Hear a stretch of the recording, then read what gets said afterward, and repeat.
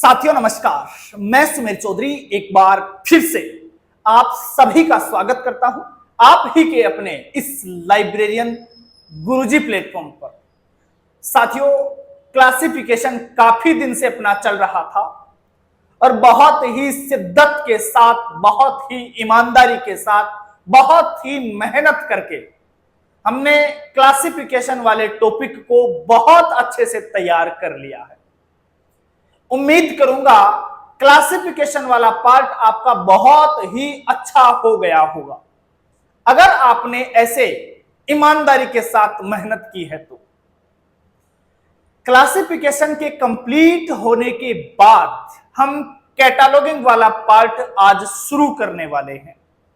सूचीकरण को हम आज की क्लास में प्रारंभ कर रहे हैं, क्योंकि पीछे की क्लासों में हमने क्लासिफिकेशन में सीसी, डीडीसी, यूडीसी, उसके नियम, कानून, कायदे सब हमने बहुत अच्छे से देख लिए हैं और जिस शिद्दत के साथ हमने क्लासिफिकेशन को पढ़ा है उसी शिद्दत और ईमानदारी के साथ कैटालॉगिंग को हम पढ़ने वाले हैं। हो सकता है हमें थोड़ा सा समय ज्यादा लगे, लेकिन चीजों को क्लियर करते हुए हम आगे बढ़ेंगे। ऐसे जल्दबाजी में हम किसी भी टॉपिक को कंप्लीट नहीं करने वाले हैं। थोड़ा सा समय हमें ज्यादा भले ही लग जाए, लेकिन टॉपिक को समझ समझ करके हम आगे बढ़ने वाले हैं। तो साथियों, जितना महत्वपूर्ण आपका क्लासिफिकेशन था, उतना ही महत्वपूर्ण आपके एग्जाम के पॉइंट ऑफ व्यू से कैटालॉगिंग है। सूचीकरण भी उतना ही महत्वपूर्ण है। अगर मैं सिर्फ इधर उधर की बातें करना चाहता, इधर उधर की कैटालॉगिंग के बैकग्राउंड की बातें अगर मैं करता, तो आधा से 1 घंटे की क्लास तो मैं इधर उधर की बातें करके ही कंप्लीट कर देता। मुझे भी अगर लोगों के जैसे लंबा वीडियो ही बनाना होता तो, मेरा भी अगर वही उद्देश्य होता तो मैं आधा 1 घंटे तो कैटालॉगिंग के बेसिक पर ही बात करता रहता। लेकिन वहां से कोई फायदा नहीं है, वहां से आपकी एग्जाम में कोई प्रश्न नहीं बनता है। जिस चीज को अगर मैं 2 लाइन में समझा सकूं आपको, क्यों मैं उस पर आधा घंटा आपका व्यर्थ करूं। साथियों, कैटालॉगिंग बहुत सरल पार्ट है। बहुत से बच्चों के मन में पता नहीं यह संशय क्यों पैदा हो गया कि सर कैटालॉगिंग बहुत टफ है। मैं ये कहता हूं कि क्लासिफिकेशन का तो 10% भी टफ नहीं है। अब आप उम्मीद खुद लगा लीजिए कि कितना सरल होगा, आप खुद कल्पना कर लीजिए। सच में बहुत आसान है। आप मेरे साथ कुछ दिन ऐसे ही जुड़े रहिए। जिंदगी में कैटालॉगिंग दोबारा कभी पढ़ने की आवश्यकता आपको कहीं भी महसूस नहीं होगी। बहुत सिंपल है और पढ़ने के बाद आप भी कहेंगे, आज तो मैं कह रहा हूं, इसे कंप्लीट पढ़ने के बाद आप भी कहेंगे, बोले सर फालतू ही डर बैठा हुआ था, ये तो बहुत सरल है। मैं आपको एक एक चीज याद करवाऊंगा। सिर्फ यहां रीडिंग मार के चला जाना ही मेरा उद्देश्य नहीं है, या सिर्फ थ्योरी के रूप में यहां लेकर आना और उसे पढ़ करके रीडिंग मार करके निकल जाना ही मेरा उद्देश्य नहीं है। मैं ये चाहता हूं कि जो चीज मैं बोर्ड पे पढ़ा रहा हूं वह आपके मन और मस्तिष्क में अच्छे से बैठ जाए। जब तक क्लास खत्म हो सारी चीजें आपके याद हो जाएं, और क्लास एंड होने के बाद अगर आप एक बार भी उसे सरसरी नजर से भी देख लें तो भी आप सारे क्वेश्चन सही कर पाएं। इस उद्देश्य के साथ मैं पढ़ाता हूं। समय भले ही मुझे थोड़ा सा ज्यादा लगेगा, क्योंकि मैं रीडिंग करके, यहां रीडिंग मार के ही नहीं निकलता हूं, मैं आपको जुगाड़ बना बना करके चीजों को याद करवाऊंगा। क्योंकि एग्जाम में क्वेश्चन आने वाले हैं, सीधे सीधे फैक्ट के रूप में क्वेश्चन पूछे जाते हैं। अगर आपने अच्छे से समझ लिया तो कंसेप्ट और कंटेंट सारे क्लियर हो जाएंगे। इसके कहीं कोई कोर कसर हम इसमें नहीं छोड़ने वाले हैं। आज बात करेंगे हम कैटालॉगिंग की पुस्तकालय सूचीकरण की बात करेंगे। साथियों, दो ही लाइनों में मैं इसका अर्थ आपको समझाने की कोशिश करता हूं। बाद में तो हम सभी विद्वानों ने क्या क्या परिभाषाएं दी हैं, किस विद्वान ने लाइब्रेरी कैटलॉग को किस रूप में हमें समझाने की कोशिश करी है, हम उनकी भी बारी बारी से बात करेंगे। मैं सिंपल शब्दों में आपको बता देता हूं, साधारण शब्दों में समझाने की कोशिश करता हूं, समझिएगा आप। लाइब्रेरी कैटलॉग पुस्तकालय सूचीकरण, आप इसे ऐसे समझ लीजिए कि आपकी लाइब्रेरी के अंदर जितना भी संग्रह है, जितनी भी पाठ्य सामग्रियां हैं, उनकी एक व्यवस्थित सूची तैयार कर लेना ही लाइब्रेरी कैटलॉग है। आपकी लाइब्रेरी में जितने भी ग्रंथ हैं, जो भी पाठ्य सामग्री है, उनकी एक लिस्ट बना लेना सही और व्यवस्थित तरीके से, बस वही आपका पुस्तकालय कैटलॉग है, वही आपका सूचीकरण है। अब बताओ, इसमें मैं इधर उधर की पूरी रामायण गाथा, रामायण से प्रश्न तो आना नहीं है, प्रश्न तो कहां से आएगा हम अभी चर्चा करेंगे। अगर मैं रामायण ही गाता रहता, 30 से 40 मिनट अगर उसी में खर्च कर देता, तो क्या आपका टाइम व्यर्थ नहीं होता?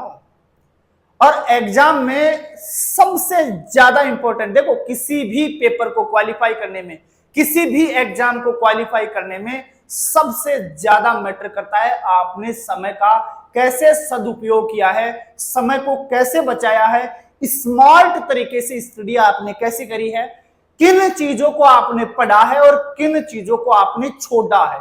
पढ़ने से ज्यादा इंपॉर्टेंट है छोड़ना। बहुत से बच्चे कहते हैं सर ये तो पढ़ाई ही नहीं। एग्जाम में सब कुछ नहीं पढ़ना होता है, अपने को कभी भी नहीं पढ़ना होता है। एक दिमाग में फ्रेम बना लीजिए कि हाँ ये चीजें हैं, ये मुझे पढ़नी है, यहां से मेरा 90% कवर हो जाएगा कम समय में। ये 10% अगर मैं तैयार करूंगा, जो बच रहा है, इस 10% को तैयार करने में मेरा बहुत समय व्यर्थ हो जाएगा। जितना समय मैं इस 10% को तैयार करने में दूंगा, उतना समय मैं जीके वाले पोर्शन में दूंगा, ताकि वहां ज्यादा नंबर मैं प्राप्त कर सकूं बजाय इन 10% के।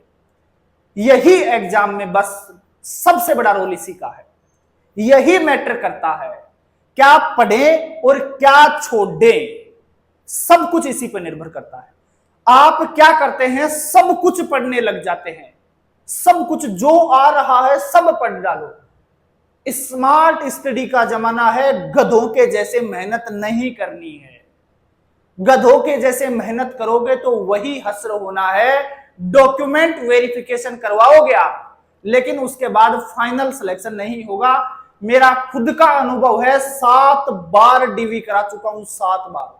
8वीं बार में सिलेक्शन हुआ था, तब मुझे एहसास हुआ कि हम क्या गलती कर रहे थे। बहुत सारी पुस्तकें ले आते थे, बहुत सी किताबें इकट्ठी कर लेते थे और सबको पढ़ने में जुट जाते थे, लेकिन जब एग्जाम आता था ना, तो उन चीजों का हम रिवाइज कर ही नहीं पाते थे, उनका रिवीजन हम कर ही नहीं पाते थे। हमें लास्ट टाइम में उन्हें स्किप करना पड़ता था। फिर क्या मतलब हुआ पढ़ने का? समय लास्ट में इतना हमारे पास बचता नहीं है। तो सेलेक्ट कर लो चीजें, अपनी एक जगह तैयार कर लो कि हाँ मुझे इसी रजिस्टर को, या जो अपने नोट्स बनाए हैं, इसी को 50 बार पढ़ना है, इसी को बार बार पढ़ना है। ये तय मान के चलिए, सिलेक्शन का फॉर्मूला यही है। फिक्स कर लीजिए कि ये छोड़ना है और ये पढ़ना है। किसी भी आपका जो भाई है, कोई बड़ी बहन है जो सिलेक्टेड है, उनसे भी राय ले लीजिए आप कि हाँ मैं ये चीज छोड़ रहा हूं, क्या ये सही है, क्या मैं इसे भी पढ़ूं, क्या इसे छोड़ूं। तो ऐसी छोटी छोटी राय ले लीजिए आप। और नहीं तो कोई भी सक्सेसफुल आदमी होगा, उनसे राय लीजिएगा, वो आपको जरूर सही राय देगा। क्योंकि आप बराबर वालों से लेंगे जो खुद आपके कंपटीशन में हैं, वो कभी आपको सही राय नहीं देंगे। चलिएगा, खैर टॉपिक पे आते हैं। लाइब्रेरी कैटालॉगिंग की हम चर्चा कर रहे थे, पुस्तकालय सूचीकरण की हम बात कर रहे थे। पुस्तकालय सूचीकरण का मतलब यही है कि पुस्तकालय के अंदर जो भी पाठ्य सामग्री है, जो भी आपका संग्रह है, उसको व्यवस्थित तरीके से एक सूची में तैयार कर लेना ही आपका पुस्तकालय सूचीकरण है। बाकी हम एक एक चीज को डिटेल से देखते हैं। कैटलॉग शब्द कहां से बना, किस भाषा से बना, काटा और लोगोस किस भाषा के शब्द हैं, काटा का अर्थ क्या है, लोगोस का अर्थ क्या है, इन सभी चीजों की हम आज चर्चा करेंगे। एग्जाम में आपका क्वेश्चन बाहर बिल्कुल भी नहीं जाएगा, इतना मैं यकीन के साथ कह सकता हूं। तो चलिएगा शुरू करते हैं।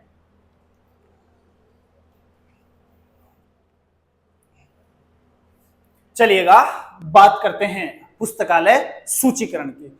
सब के सब जितने भी आपको यहां फैक्ट नजर आ रहे हैं, कोशिश करना आप उनको याद कर लो, क्योंकि ये सारे के सारे क्वेश्चन है। एक भी शब्द ऐसा नहीं है कि उससे क्वेश्चन नहीं आया हो, हर एक फैक्ट क्वेश्चन है, ये तय मान के चलिए। आप देखिएगा, लाइब्रेरी कैटलॉग पुस्तकालय सूचीकरण है। सबसे पहले हम बात करते हैं कैटलॉग की, इस शब्द की ही बात करते हैं, क्योंकि यहीं से आपका पहला क्वेश्चन पुटअप हो जाता है कि कैटलॉग शब्द किस भाषा के किस शब्द से निकला है। ध्यान रखना, कैटलॉग शब्द ग्रीक भाषा के काटा और लोगोस से निकला है। अब समस्या क्या होती है, आपसे एग्जाम में क्वेश्चन पूछा जाता है कैटलॉग शब्द किस भाषा का शब्द है। वहां समस्या आपको यह होती है कि ऑप्शन में ग्रीक भी मिलता है, ऑप्शन में लैटिन भी मिलता है, और बच्चों को कंफ्यूज ग्रीक और लैटिन में ही होगी, क्योंकि लाइब्रेरी साइंस में आप 90% जगह पर ग्रीक और लैटिन ही पढ़ने वाले हो। तो इनमें आप अंतर करना सीख लेना, किसी भी शब्द को जोड़कर याद कर लेना, ताकि ग्रीक और लैटिन में कंफ्यूज नहीं हो। मैं आपको याद करवाता हूं, कैटालॉग को हम जोड़ते हैं ग्रीक के साथ, क्योंकि वहां लैटिन भी आएगा, समस्या हो जाएगी, ध्यान रखिएगा। केटा अर्थात काटा प्लस लोगोस, कैटालॉग दो शब्द हैं ग्रीक भाषा की, काटा और लोगोस। पहले तो हम जोड़ते हैं कैटालॉग को ग्रीक के साथ। केटा या काटा, सुनिएगा, किसी भी चीज को आप काटोगे, किसी भी चीज को आप काटोगे तो क्या वह गिर नहीं जाएगा? काटोगे तो वह गिरेगा ना, काटोगे तो गिर जाएगा। गिर से आपका क्या हो जाएगा, ग्रीक भाषा जोड़ लेना इस प्रकार से, केटा लोगोस या काटा प्लस लोगोस, तो काटोगे तो बिल्कुल गिरेगा ही गिरेगा। तो ऐसे इसको जोड़ लीजिएगा। अब सुनिएगा और कहां समस्या होती है। दूसरी समस्या आती है यहां आपने देख लिया, याद कर लिया, काटा प्लस लोगोस, काटा प्लस लोगोस। लेकिन ये एग्जामिनर को भी मालूम है कि आपने काटा प्लस लोगोस याद कर रखा है, उसे भी पता है इस बात का।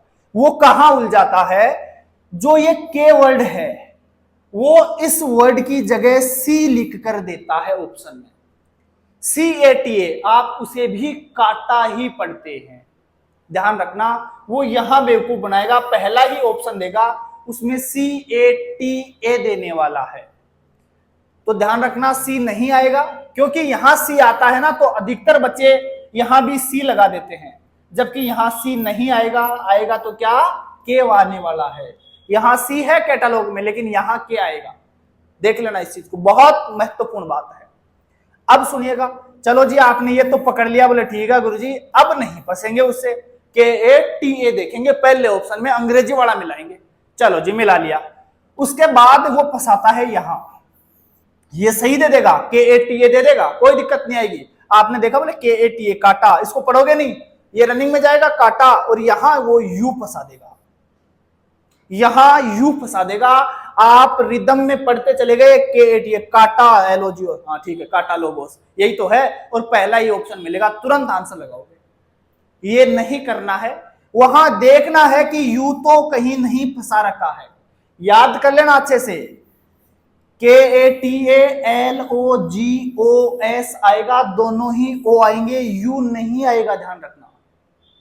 दोनों शब्द ये पकड़ लेना, काटा प्लस लोगोस। तो अब देखिएगा, कैटालॉग शब्द ग्रीक भाषा के काटा प्लस लोगोस से बना है। चलो जी, ये चीज क्लियर हो गई। अब सुनिएगा, अब क्वेश्चन आने लग गया है काटा का अर्थ क्या है और लोगोस का अर्थ क्या है, दोनों ये भी महत्वपूर्ण है। तो चलिएगा पहले काटा का अर्थ देखते हैं।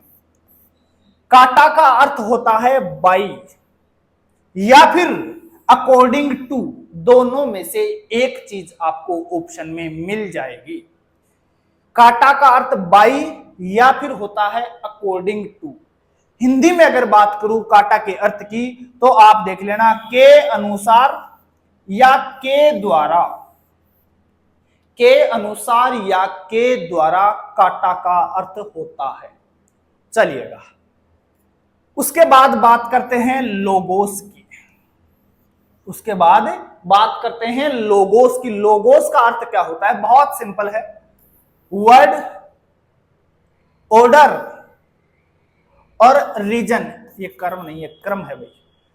वर्ड, ऑर्डर और रीजन, किसका अर्थ होता है? लोगोस का। बहुत बार पूछा जाता है लोगोस का अर्थ क्या है, तो आप कहेंगे वर्ड अर्थात शब्द, ऑर्डर अर्थात क्रम और रीजन अर्थात कारण। हिंदी और इंग्लिश दोनों में देख लीजिएगा, इंग्लिश वाला ज्यादा याद रखना। हिंदी में अर्थ बदल सकता है, लेकिन इंग्लिश में वर्ड, ऑर्डर और रीजन ही देखने को मिलने वाला है, तो याद कर लीजिएगा। फिर से रिपीट करवा देता हूं एक बार। केटालोग शब्द की उत्पत्ति ग्रीक भाषा के, काट दिया लोगों ने तो गिर गया, केटालोग अर्थात लोगों ने, केटालोग काट दिया लोगों ने इसलिए गिर गया, याद ऐसे कर लेना। तो गिर से ग्रीक भाषा। अब ग्रीक भाषा के किन कौन से शब्द थे? काटा और लोगोस। काटा का अर्थ होता है बाई या अकॉर्डिंग टू, हिंदी में बात करें तो के अनुसार या के द्वारा। लोगोस का अर्थ होता है वर्ड या ऑर्डर या रीजन, हिंदी में बात करें तो शब्द, कर्म और कारण, क्रम और कारण है भैया, है ना।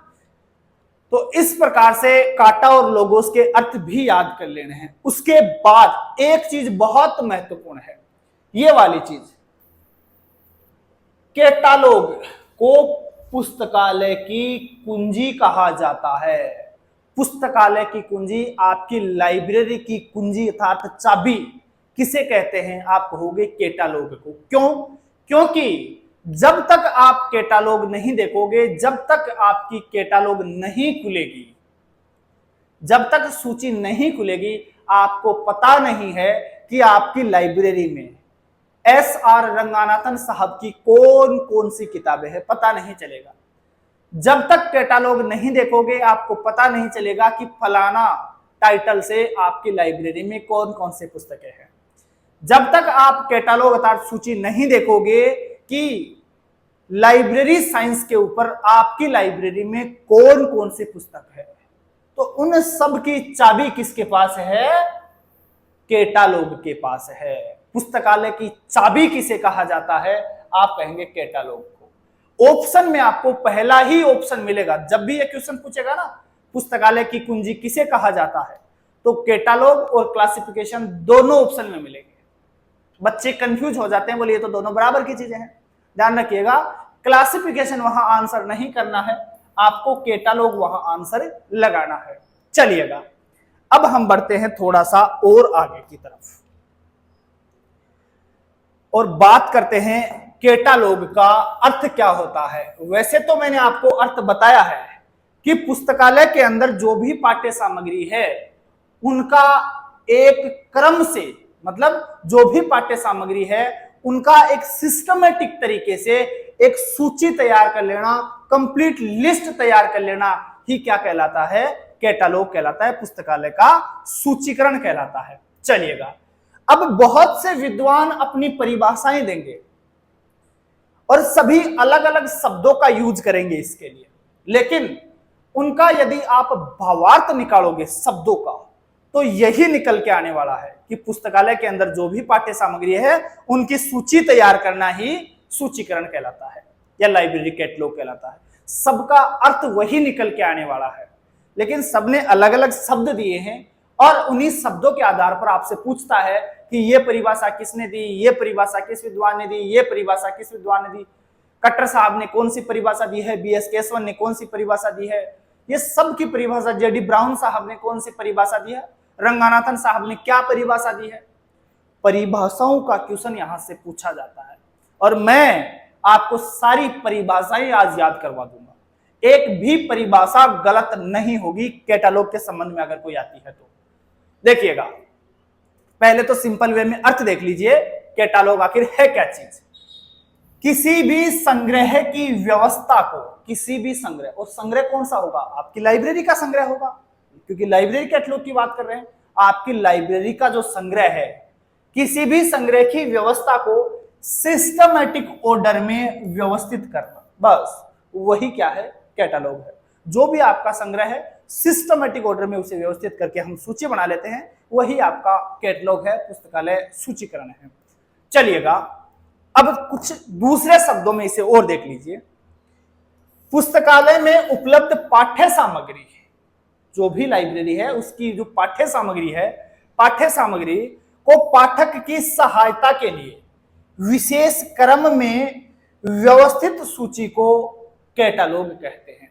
वही बात आ गई ना, पाठ्य सामग्री को विशेष क्रम में व्यवस्थित करके हमने सूची बना ली, वही क्या है, आपकी कैटालॉग है, पुस्तकालय का सूचीकरण कहलाता है। चलिएगा, सभी यही बात कहने वाले हैं, चिंता मत करिए आप, बस शब्द पकड़ेंगे अपन तो विद्वानों के आगे, अपने काम की वो चीज है। अर्थ तो समझ में आ ही गया ना। अब जो सबसे सिंपल परिभाषा है वो रंगानाथन साहब ने दी है, सिंपल शब्दों में कहा है, बिना किसी लाग लपेट के डायरेक्ट कहा है और आप सीधा समझ जाइए। क्या कहा कि किसी पुस्तकालय में उपलब्ध पाठ्य सामग्री की सूची को ही पुस्तकालय सूची कहते हैं।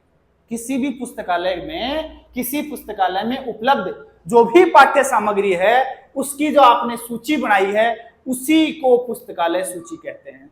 सिंपल परिभाषा दे दी है रंगानाथन साहब ने, बिना लाग लपेट के परिभाषा रंगानाथन साहब ने दी है, बिल्कुल साधारण परिभाषा दी है।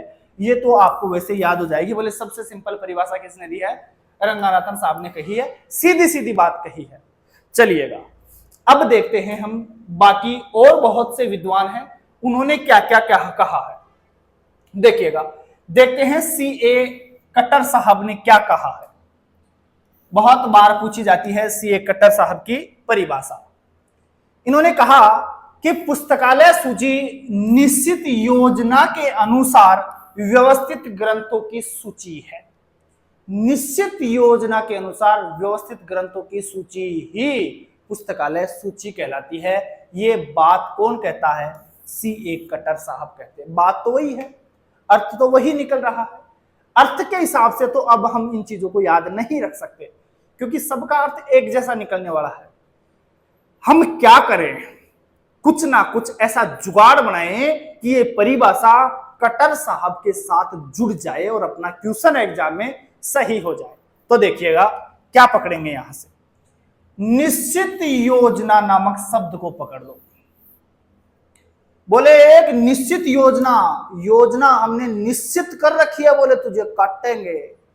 निश्चित कर रखी है हमने योजना तुझे काटने की, योजना हमारी निश्चित है, बोले तुझे काटेंगे। तो काटेंगे कट्टर से, या ऐसे भी याद कर सकते हो, योजना हमारी निश्चित है कि तुझे हम कट्टर से काटेंगे।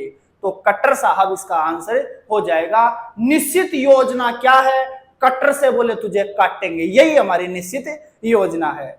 इस प्रकार से भी आप इसे जोड़कर याद कर सकते हैं। मैंने तो इसे ऐसे ही याद कर रखा था, इसलिए कभी भी ये परिभाषा आती है तो मेरी तुरंत पकड़ में आ जाती है। भविष्य में आपके भी ये चीज पकड़ में आ जाएगी।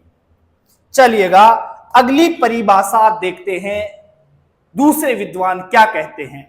और अगली परिभाषा आपकी है जेडी ब्राउन साहब की। जेडी ब्राउन साहब ने भी एक महत्वपूर्ण परिभाषा दी है।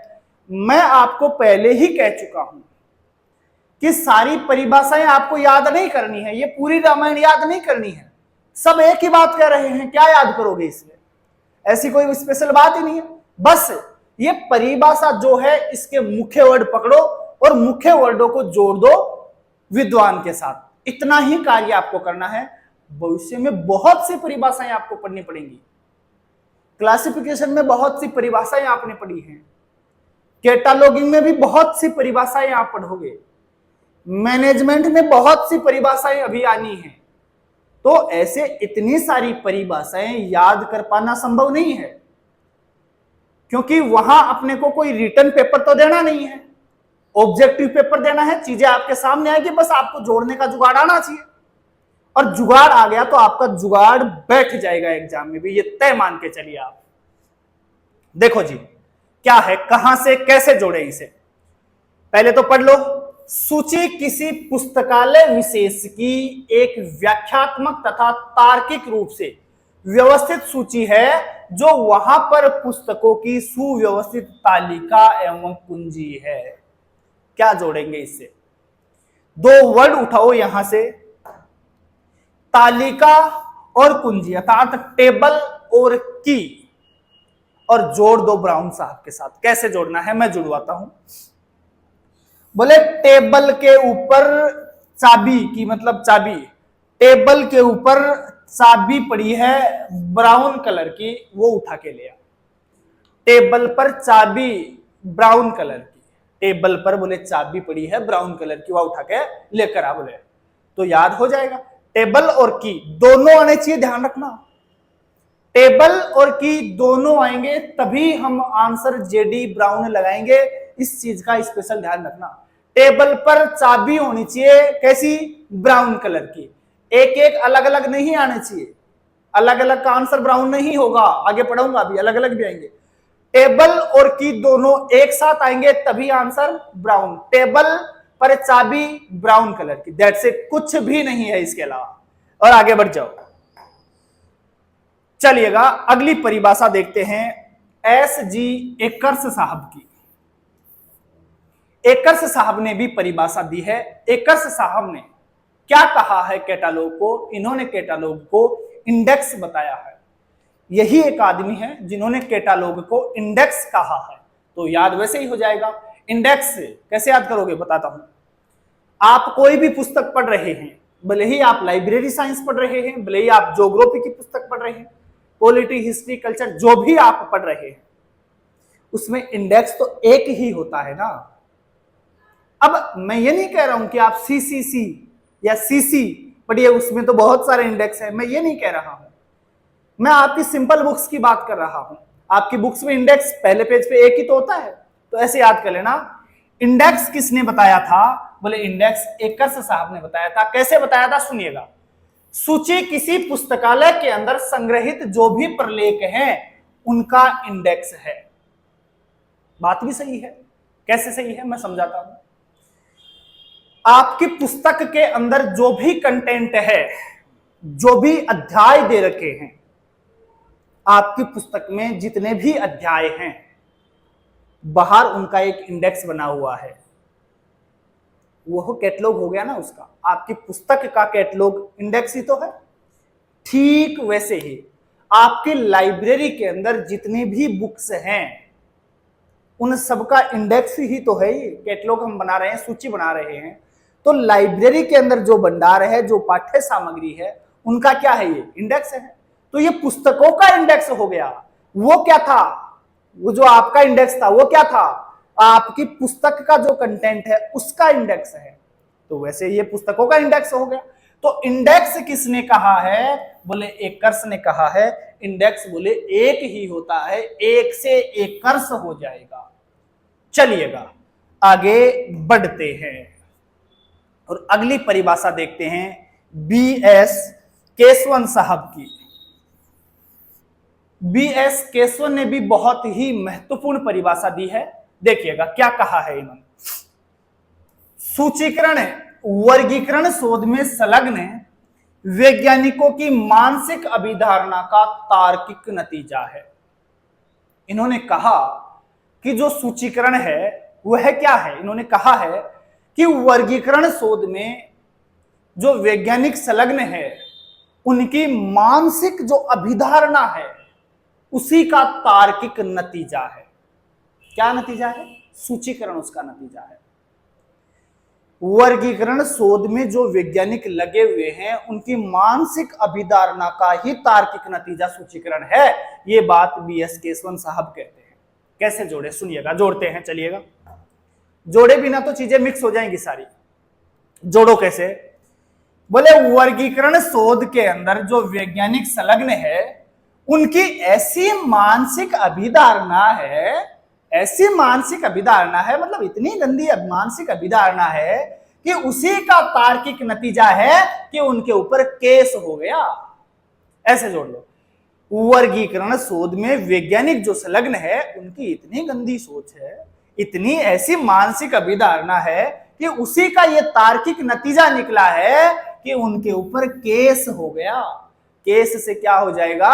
BS केस1 हो जाएगा, केस से केस1 हो जाएगा। ऐसे चीजों को जोड़ जोड़ कर पढ़िए, आनंद बिल्कुल आएगा और चीजें मेमोरी में स्थायी होने लग जाएंगी। स्थायी ही तो करनी है। रीडिंग मारोगे चीजें याद नहीं होंगी, जुगाड़ बना बनाकर याद करोगे चीजें याद जरूर होंगी। रीडिंग मारने के बाद तो यह भी हो सकता है कई बार आपको यह लगेगा बोले यार ये चीज तो मेरी पढ़ी हुई नहीं है। कभी पूरी पुस्तक पढ़ लोगे और पीछे पलट के देखोगे ना तो पता नहीं चलेगा कि यार ये पढ़ा हुआ भी है कि नहीं है। अंदर आपको पेज देखो, पढ़ते हो ना, पढ़ने के बाद आप पेज मोड़ देते हैं, बोले ठीक है अब कल यहां से पढ़ेंगे। और कई बार आप देखना पीछे के पृष्ठ उलट के आपको लगेगा कि मेरा ये तो पढ़ा हुआ ही नहीं है, ये तो मैंने कभी पढ़ा ही नहीं है। वो इसी वजह से होता है कि आप उसकी सिर्फ रीडिंग मारते हैं, जोड़ जोड़कर चीजों को याद नहीं करते हो। क्योंकि जोड़ जोड़कर चीजों के जुगाड़ बना बनाकर अगर पढ़ते हैं तो उसमें समय बहुत लगता है।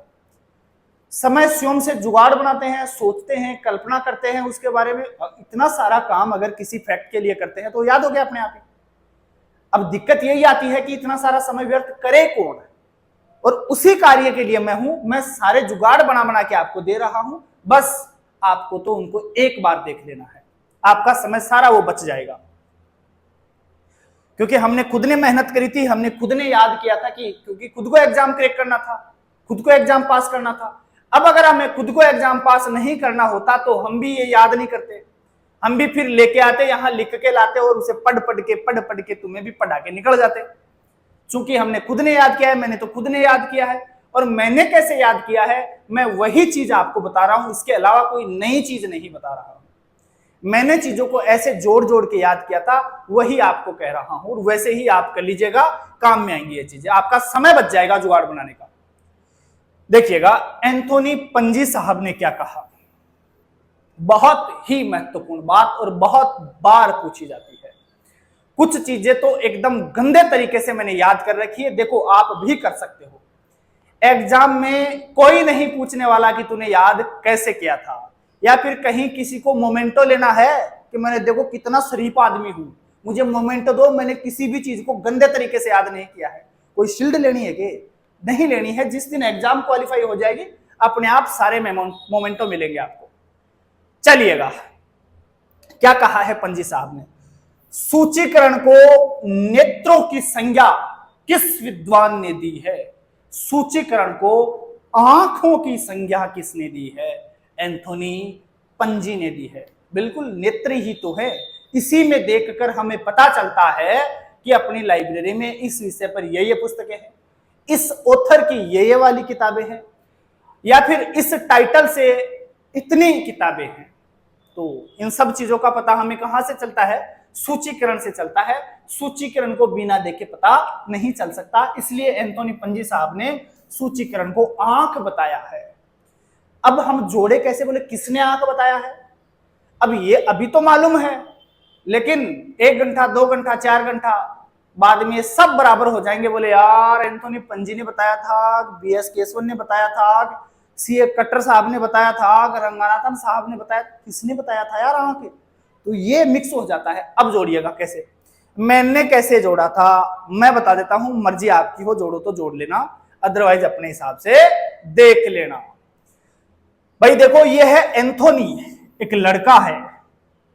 एंथोनी बहुत खूबसूरत, मतलब खूबसूरत तो लड़की होती है, खैर लड़का तो हैंडसम होता है। तो ये एंथोनी नाम का एक लड़का है, ये बहुत ही हैंडसम है, बहुत क्यूट सा है।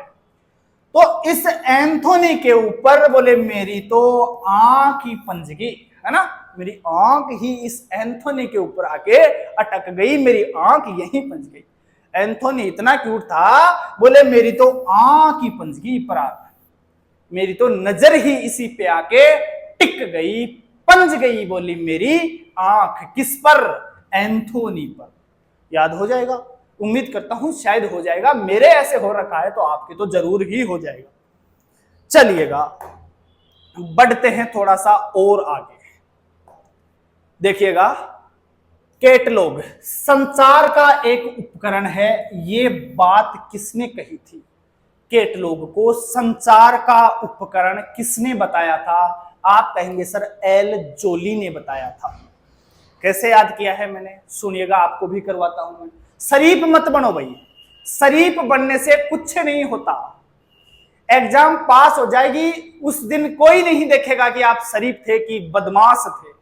एग्जाम पास करनी है, जैसे तैसे कैसे भी करके जुगाड़ बनाओ, कितने ही बदतमीज हो जाओ याद करने के मामले में, पर चीजें जोड़ दो, भले ही कैसे भी जोड़ो। तो अब देखो मैंने कैसे जोड़ा था इसे, आप भी जोड़िएगा। संचार का उपकरण एल जोली, और ये जोली है भाई साहब कोई लड़की। कौन है? जोली। नाम दिख रहा है ना, लड़की का सही नाम है, तो इसको लड़की समझ लो आप। तो संचार का उपकरण जोली ने बताया। अब याद करो पीछे का टाइम, अभी तो खैर टेक्नोलॉजी का जमाना आ गया, संचार के उपकरण आपके पास बहुत सारे हो गए। एक फोन करते हो और कह देते हो आजा इस कैफे में वेट कर रहा हूं। लेकिन उस समय संचार का उपकरण जोली हुआ करती थी। अपन जोली से कहते थे जोली तेरी फ्रेंड को बोल देना मैं इतने बजे वहां वेट करूंगा, वहां मिलूंगा। तो ये संचार का उपकरण थी उस समय को, जोली थी। तो ऐसे याद कर लेना जोली, है ना? हाँ, जाके सारे एजेंट बनती थी ना ये, तो याद कर लेना इस चीज को। संचार का उपकरण संचार, जोली जाके कहती थी बोली जा वेट कर रहा है ना। तो इस प्रकार से आप भी याद कर लीजिएगा, हो जाएगा शायद। और देखो आनंद के साथ पढ़ो, चीजों को मजे के साथ पढ़ो, बहुत अच्छे से चीजें याद होगी। स्वाद जानो ना, तो स्वाद लेर पढ़ा करो। स्वाद अगर किसी चीज का लोगे ना तो बड़ा आनंद आएगा। ये मान लेना कि उनको दोबारा पढ़ना ही नहीं पड़ेगा। अब जोली का नाम आते ही तुम्हारे दिमाग में जरूर आएगा, आप बोले यार ये तो वो जोली है ना? वो जोली है ये तो, जो संचार का कार्य करती थी अपना ना बीच में। चलिएगा बढ़ते हैं आगे। जोली याद हो जाएगा, संचार के साथ में जुड़ जाएगी जोली। पुस्तकालय सूची के उद्देश्य किसके द्वारा बताए गए थे? कटर साहब के द्वारा बताए गए थे। ये बहुत बार क्वेश्चन पूछा जाता है। बोले मेरा तो उद्देश्य है, मेरा तो उद्देश्य यही है कि जो पुस्तकालय की सूची है उसे कटर से काटूंगा। तो कटर से काटूंगा किसको? पुस्तकालय की सूची को। यही उद्देश्य है किसका? सीए कटर साहब का। तो पुस्तकालय सूची के उद्देश्य किसने बताए थे? सीए कटर साहब के द्वारा बताए गए थे। उम्मीद करूंगा किसी भी परिभाषा में किसी भी विद्यार्थी को कोई भी दिक्कत नहीं होगी। फिर भी अगर होती है तो आप एक बार वीडियो को फिर से रिवाइज करके देख लेना, और मैं इतने दावे के साथ कह सकता हूं कि यहां से क्वेश्चन आप गलत नहीं करोगे। इस जोली को मत भूल जाना भाई, इसने तुम्हारी बहुत हेल्प करी है, संचार का कार्य किया है। चलो जी बढ़ते हैं थोड़ा सा और आगे। अब देखिए, अब आता है यूनियन कैटलॉग। अब बच्चों को कंफ्यूज होती है दो कैटलॉग्स में। पहले मुझे हुआ करती थी, इसलिए मैं मानता हूं कि आपको भी होती होगी, क्योंकि मैं भी आप ही में से एक हूं। तो दो में कंफ्यूज होती है, कौन कौन सी है मैं बता दूं एक बार। एक तो है आपकी यूनियन कैटलॉग और एक है आपकी सेंट्रलाइज्ड कैटलॉग। यूनियन कैटलॉग अर्थात संघ सूची, और सेंट्रलाइज्ड कैटलॉग का मतलब होता है केंद्रीयकृत सूची। दोनों में कंफ्यूज रहती है, दोनों देखने और सुनने में एक जैसी ही लगती है। यूनियन कैटलॉग और सेंट्रलाइज्ड कैटलॉग देखने और सुनने में एक जैसी लगती हैं अगर इनके शब्दों को हम पढ़ते हैं तो, इनके शब्दों को हम सुनते हैं तो, लेकिन दोनों में मामूली सा अंतर है। समझना, बहुत अच्छे से समझ में आएगा कैसे है अंतर। बहुत सिंपल शब्दों में समझा रहा हूं, बहुत साधारण शब्दों में। मैं पीछे ले लेता हूं थोड़ा सा जगह के लिए। चलिएगा, दो बताई मैंने अभी, यूनियन कैटलॉग और एक होती है सेंट्रलाइज्ड कैटलॉग। दोनों की साथ में बात करता हूं ताकि कंफ्यूज दूर हो जाए। ये कोई एक लाइब्रेरी है, ये कोई एक लाइब्रेरी है, और इस लाइब्रेरी की छोटी छोटी 4 ब्रांच और हैं। इस लाइब्रेरी की छोटी छोटी 4 ब्रांच और हैं।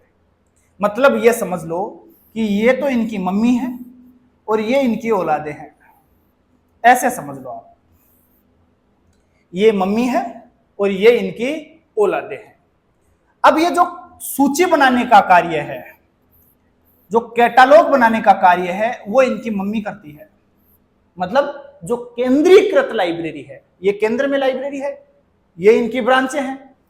तो सूची बनाने का कार्य तो ये केंद्रीकृत लाइब्रेरी करती है और फिर अपनी औलादों को दे देती है, बोले जाओ रे तुम भी क्या यार याद रखोगे, तुम क्यों समय व्यर्थ करोगे अपना, मैं बना के तुम्हें दे देती हूं, तुम चारों तो यही काम में ले लिया करो, तुम चारों तो यही काम में ले लिया करो, अपना टाइम मत खराब करना। तो इन चारों का समय बच गया ना। जो केंद्रीकृत लाइब्रेरी थी उसने सूची बना के दे दी और इन चारों ने इसे काम में ले लिया। ये औलाद है, ये इनकी मम्मी है, ये सारी किसके अधीन है, अपनी मम्मी के अधीन है ये सब। तो ये मम्मी इनको कैटलॉग बना के दे देगी और ये काम में ले लेंगे। मतलब जो केंद्रीकृत लाइब्रेरी है वो अपनी सभी ब्रांचों को बना करके देगी, उसे तो कहते हैं हम सेंट्रलाइज्ड कैटलॉग, केंद्रीकृत सूची। अब दूसरी समझना, यूनियन कैटलॉग क्या है। यूनियन कैटलॉग में क्या होगा, ये लाइब्रेरी है, एक ये लाइब्रेरी है, एक ये लाइब्रेरी है और एक ये लाइब्रेरी है। ये चारों लाइब्रेरी मिलेंगी, ये चारों लाइब्रेरी मिल करके, मतलब देखो इसमें तो इसने कोई काम नहीं किया था सूची बनाने के लिए, इसने भी कोई नहीं किया था, इसने भी कुछ नहीं किया था, इसने भी कुछ नहीं, सिर्फ रोल किसका था, केंद्रीकृत लाइब्रेरी का। ये बना के दे रही थी, इनका कोई रोल नहीं है, लेकिन इसमें चारों का रोल है, इसका भी रोल है, इसका भी है, इसका भी है, इसका भी है। चारों ने मिल करके एक ही कैटलॉग तैयार कर ली है, बोले अब सब हम यही यूज करेंगे। चारों ने मिलकर बनाई है एक ही सूची, तो वो क्या हो गई, मतलब इन चारों की एक यूनियन बनाई है, इन चारों ने यूनियन के रूप में काम करके एक ही कैटलॉग तैयार किया है, इसलिए इसे हम यूनियन कैटलॉग कहते हैं।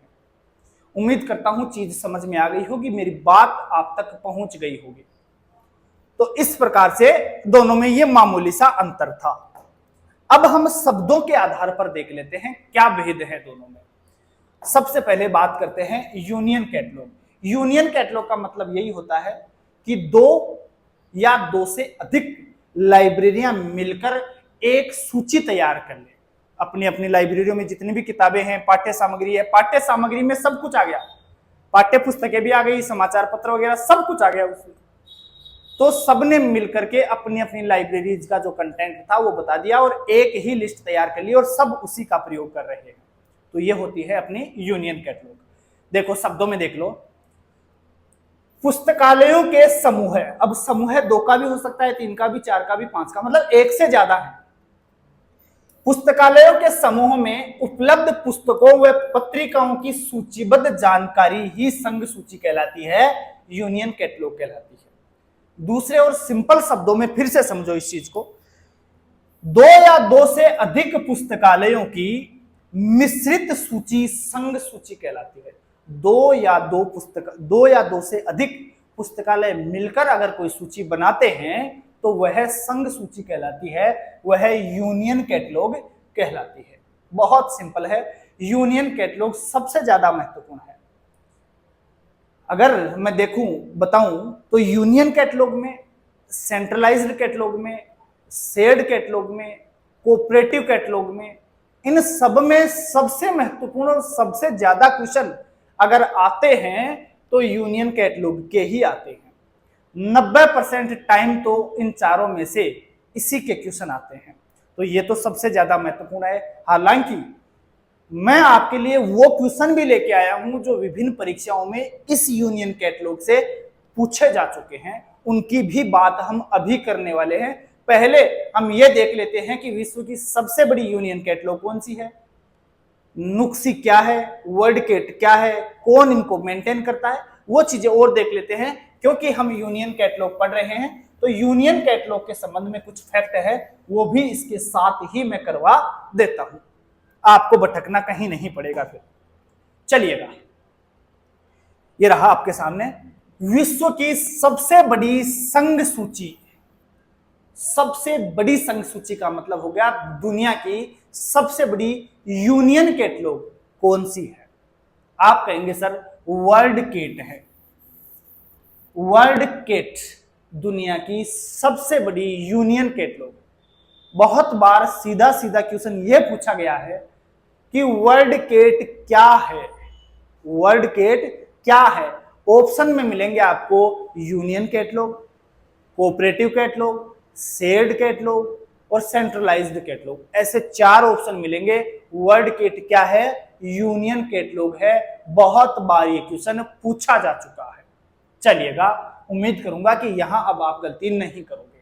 अब सुनिएगा, इसके आगे आपसे क्वेश्चन पूछा जाएगा कि वर्ल्ड केट को किसके द्वारा मेंटेन किया जाता है, इसका रखरखाव कौन करता है? तो इसका रखरखाव OCLC करती है। OCLC इसका रखरखाव करती है। अब आप इसको कैसे जोड़ोगे? OCLC को वर्ल्ड केट के साथ कैसे जोड़ोगे? जोड़ लीजिएगा, इनको जोड़ लोगे तो एग्जाम में क्वेश्चन गलत नहीं होगा। बहुत बार सीधा सीधा क्वेश्चन पूछा जाता है वर्ल्ड केट का संबंध किसके साथ है? ऑप्शन में आपको OCLC मिलेगा। आप आंसर लगा दीजिए, जोड़िए। कैसे जोड़ोगे? मैंने कैसे जोड़ रखा है मैं बताता हूं। देखो, मेरा अधिकतर समय बीता है सीकर में और वहां है आपकी CLC। अब मैं CLC का प्रमोशन नहीं कर रहा हूं, इसका औचित्य ये कभी नहीं है। CLC वहां एक कोचिंग संस्थान है जिसमें नीट वाले बच्चे तैयारी करते हैं, डॉक्टर बनते हैं वहां से। CLC तो मैंने कैसे याद किया है कि यार विश्व की जितनी भी बिल्लियां हैं ना, वर्ल्ड केट, और कैट से मेरा आशय CLC में है ना, समझ रहे हो ना, कैट से मेरा आशय कि विश्व की सारी बिल्लियां कहां जाती हैं? CLC में जाती हैं।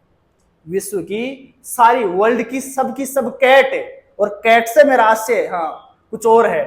तो विश्व की सारी कहीं CLC में पढ़ने वाली लड़कियां, ये मत सोच लेना कि गुरुजी माने बिल्ली बता रहे हैं, कैट बता रहे हैं, है ना, ऐसा नहीं है। तो विश्व की सारी कैट कहां जाती हैं, कहां मिलती हैं? CLC में मिलती हैं। तो मैंने ऐसे याद कर रखा था, मुझे ऐसे ही याद है। तो आप भी इस प्रकार से कर सकते हो। चलिएगा, थोड़ा सा और आगे बढ़ते हैं और देखते हैं नुक्सी को। नुक्सी क्या है? सीधा क्वेश्चन पूछा जा चुका है DU के, जो दिल्ली यूनिवर्सिटी में MLIS का 2020 में जो एंट्रेंस का पेपर हुआ था, उसमें यह क्वेश्चन पूछा जा चुका है। क्या क्वेश्चन था? क्वेश्चन सीधा सीधा पूछा गया था कि नुक्सी है, नुक्सी है। ऑप्शन दे दिए गए थे नीचे 4। आपको चूज करना है कि नुक्सी क्या है। एक यूनियन कैटलॉग है, एक संघ सूची है। बता देंगे आसानी से, कोई समस्या नहीं आएगी। अब सुनिए, क्वेश्चन पूछा जाएगा नुक्सी को किसके द्वारा मेंटेन किया जाता है? आप कहेंगे सर निस्केर के द्वारा मेंटेन किया जाता है। हालांकि ये सब की सब संस्थाएं हम पढ़ेंगे, निस्केर नई दिल्ली में 2002 में, ये सारी चीजें हम पढ़ेंगे जब ये टॉपिक आएगा अपना। फिलहाल आप इतना याद रख लेना कि नुक्सी को किसके द्वारा मेंटेन किया जाता है? निस्केर के द्वारा किया जाता है। बहुत बार नुक्सी का पूरा नाम आपसे पूछा जाने लग गया है, ये जरूर से आप याद कर लीजिएगा। National union catalogue of scientific serial in India. National union catalogue of scientific serial in India NUCSSI का पूरा नाम है। नेशनल यूनियन कैटलॉग, नाम में ही इसका अर्थ छुपा हुआ है। नेशनल यूनियन कैटलॉग ये रहा, ये क्या है? एक यूनियन कैटलॉग है, नाम में ही इसका अर्थ है। अगर पूरा नाम याद हो जाएगा तो आंसर अपने आप ही निकल जाएगा। यहां से यूनियन कैटलॉग है, और वो भी नेशनल यूनियन कैटलॉग है, ध्यान रखना।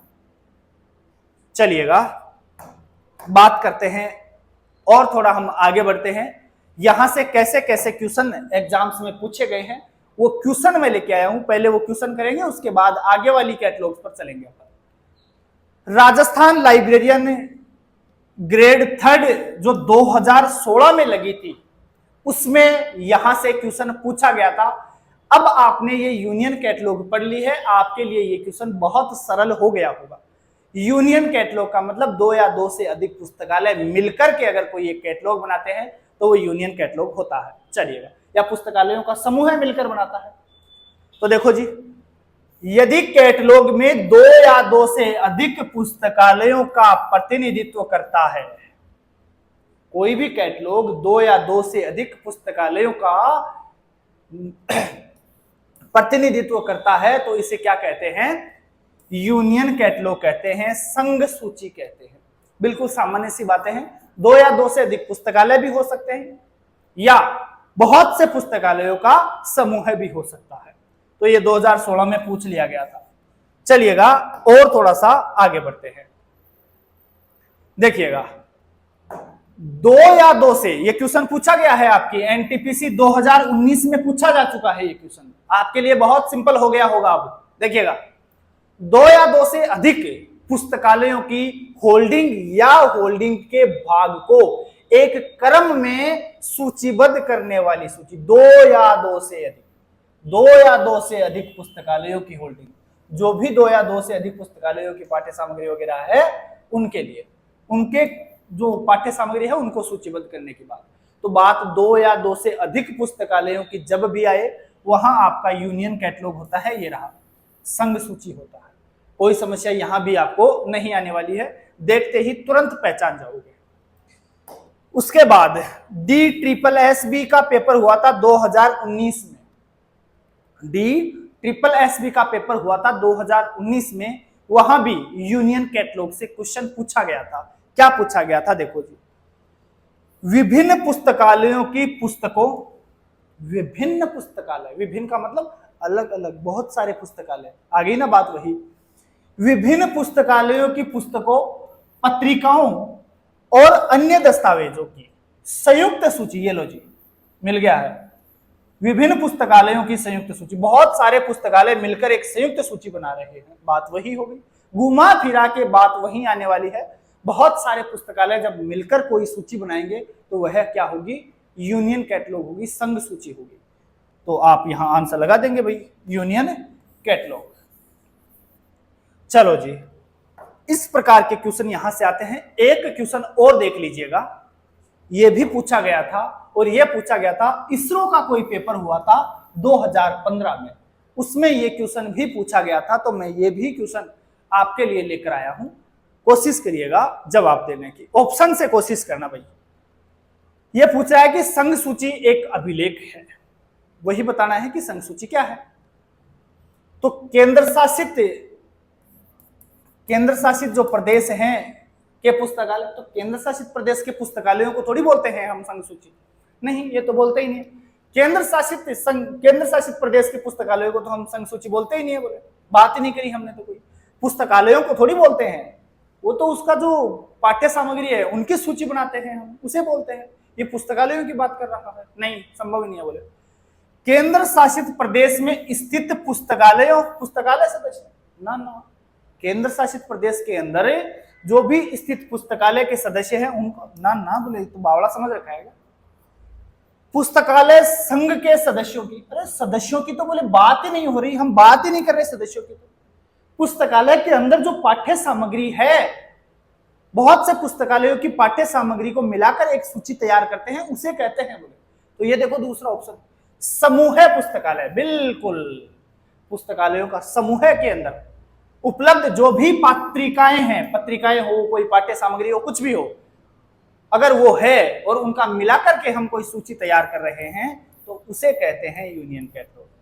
समूह पुस्तकालयों पर उपलब्ध पत्रिकाएं, बिल्कुल ये वाला आंसर एकदम सटीक जाएगा। इस प्रकार से आप इन क्वेश्चनों को अटेम्प्ट करेंगे, इस प्रकार से आप इन क्वेश्चनों से निपटने वाले हैं। चलिएगा, अब बढ़ते हैं दूसरे जो कैटलॉग हैं उनकी तरफ। और अब आता है सेंट्रलाइज्ड कैटलॉग, अर्थात केंद्रीयकृत सूची। अभी मैंने बताया था इनकी मम्मी सारा काम करेगी, अपनी जो भी औलाद है उन सब के लिए।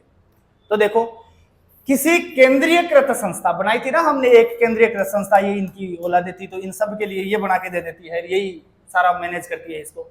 तो किसी केंद्रीयकृत संस्था द्वारा अन्य पुस्तकालयों के, वो अन्य पुस्तकालय हो गए ना, ये अन्य पुस्तकालयों के लाभ के लिए दस्तावेजों का किया गया सूचीकरण केंद्रीकृत सूचीकरण कहलाता है। लैंग्वेज में जाने की जरूरत ही नहीं है, सिंपल वे में मैंने आपको समझा दिया था और मेरी बात आप तक पहुंच भी गई होगी। ठीक है जी, आगे बढ़ते हैं और बात करते हैं कोऑपरेटिव कैटलॉग की। कोऑपरेटिव कैटलॉग अर्थात सहकारी सूचीकरण क्या होता है, किसे कहते हैं, समझिएगा। जब कई स्वतंत्र पुस्तकालय, ध्यान रखना, स्वतंत्र पुस्तकालय ये किसी के अधीन नहीं है, स्वतंत्र पुस्तकालय पारस्परिक लाभ, देख लेना भाई, पारस्परिक लाभ के लिए एक कैटलॉग तैयार करने का काम साझा करते हैं तो इसे सहकारी सूचीकरण कहते हैं। बहुत सिंपल सिंपल सी बातें हैं, एक बार भी आप पढ़ लेते हैं तो ये चीज समझ में आ जाती है, कोई इसमें बड़ी बात नहीं है, बहुत सिंपल सिंपल सारी बातें हैं। अब हम बात करते हैं शेयर्ड कैटलॉग की, जो आपका अंतिम कैटलॉग है, शेयर्ड कैटलॉग, जिसे आप लोग साझा कैटलॉग कहते हैं। साझा कैटलॉग को लेकर दो ही क्वेश्चन पूछे जाते हैं, मैं दोनों क्वेश्चंस की चर्चा कर लेता हूं, बहुत सरल है, दोनों ही क्वेश्चन सीधे सीधे पूछे जाते हैं। एक तो यह पूछा जाता है कि जो ये एनपीएसी है, एनपीएसी का संबंध किस कैटलॉग से है, एक तो क्वेश्चन पूछा जाता है ये, एनपीएसी का संबंध शेयर्ड कैटलॉग से है, अभी समझ में आ जाएगा क्या है एनपीएसी। और दूसरा पूछा जाता है लाइब्रेरी ऑफ कांग्रेस का संबंध, एलओसी जिसे आप कहते हैं, लाइब्रेरी ऑफ कांग्रेस का संबंध किस कैटलॉग से है। बस ये दो क्वेश्चन आते हैं, तो लाइब्रेरी ऑफ कांग्रेस का संबंध भी शेयर्ड कैटलॉग से है। अब ये कैसे है, एनपीएसी इससे कैसे संबंधित है, वो सारी चीज मैं आपको यहां बताने वाला हूं। ये थोड़ी सी थ्योरी है और ये थ्योरी इसलिए डालना जरूरी हो गया था कि मैं अगर आपको सीधा सीधा समझाने की कोशिश करता, ये अगर डायरेक्ट क्वेश्चन बना के ही छोड़ देता, आपको दे देता कि इससे संबंधित है, तो आपके दिमाग में संशय चलता, बोले सर ये था क्या, ये चीज समझ नहीं आती, ये चीज क्लियर नहीं होती। इसलिए थोड़ी सी थ्योरी में इसके लिए लाया हूं क्योंकि ये जरूरी है। यहां से नेट में क्वेश्चन पूछ सकता है, थोड़ा सा क्वेश्चन कथन कारण देकर भी पूछ सकता है, इसलिए ये लेके आया हूं मैं। देखो एनपीएसी का पूरा नाम देखिएगा, पहले तो national programme for accession and cataloguing, Hindi में अगर मैं कहूं तो अधिग्रहण और कैटालॉगिंग के लिए राष्ट्रीय कार्यक्रम, अधिग्रहण और कैटालॉगिंग के लिए राष्ट्रीय कार्यक्रम, जिसे हम कहते हैं एनपीएसी। एनपीएसी, अब इसे पढ़ो, एनपीएसी को आमतौर पर साझा कैटलॉग और क्षेत्रीय अधिग्रहण कार्यक्रम के रूप में जाना जाता है। एनपीएसी को आमतौर पर हम किसके रूप में जानते हैं, साझा कैटलॉग के और क्षेत्रीय अधिग्रहण कार्यक्रम के रूप में इसे हम जानते हैं। ठीक है, जो क्या ये एनपीएसी जो 1965 के उच्च शिक्षा अधिनियम, ये याद कर लेना भाई, 1965 के उच्च शिक्षा अधिनियम के तहत अधिकृत है। जो ये एनपीएसी है वो 1965 के उच्च शिक्षा अधिनियम के तहत अधिकृत है, इतना आप याद कर लीजिएगा। उसके बाद देखते हैं इस अधिनियम, कौन सा अधिनियम, 65 का उच्च शिक्षा अधिनियम, इस अधिनियम के तहत लाइब्रेरी ऑफ कांग्रेस को निम्न हेतु अधिकृत किया गया। दो कार्य लाइब्रेरी ऑफ कांग्रेस को सौंपे गए इस 1965 के उच्च शिक्षा अधिनियम के तहत। वो दो कार्य कौन कौन से थे, ये बहुत बार पूछ लिए जाते हैं, तो मैं आपको ये भी करवा देता हूं बेटा जी। देखिएगा दो कार्य कौन से थे आपके सामने रहे। पहला कार्य क्या था, लाइब्रेरी ऑफ कांग्रेस से कहा गया कि आप कि अपने संग्रह के लिए, अपने संग्रह, किसका संग्रह, लाइब्रेरी ऑफ कांग्रेस का संग्रह, कि अपने संग्रह के लिए वर्तमान में दुनिया भर में प्रकाशित सभी सामग्रियों को प्राप्त करें जो छात्रवृत्ति के लिए महत्वपूर्ण हो। बोले दुनिया भर में जो छात्रवृत्ति के लिए महत्वपूर्ण सामग्री है उसको प्राप्त करें। ठीक है, और इन सामग्रियों की कैटलॉगिंग जानकारी प्रदान करो।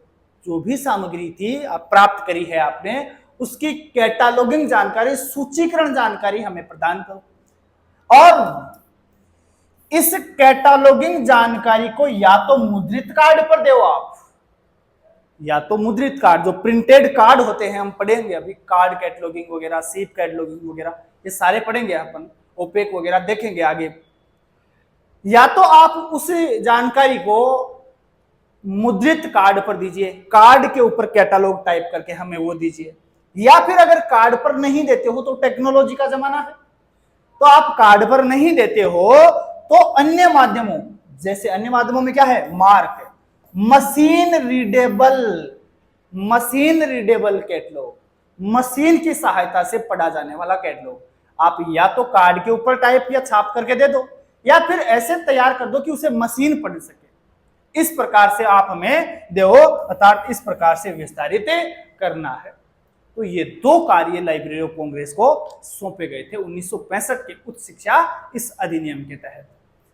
इस प्रकार से आपको हर एक चीज को समझ करके पढ़ना है। आगे बहुत सारी चीजें आएंगी। अभी CCC और AACR शुरू करने से पहले तो हमें बहुत कुछ पढ़ना है, बहुत सारी क्लासें हमें पढ़नी है, उसके बाद वहां तक पहुंचेंगे। बिल्कुल बेसिक से शुरू करके एक एक चीज को पढ़ते हुए हम वहां तक पहुंचेंगे। उसके बाद कोई समस्या उसमें आपको नहीं आने वाली है।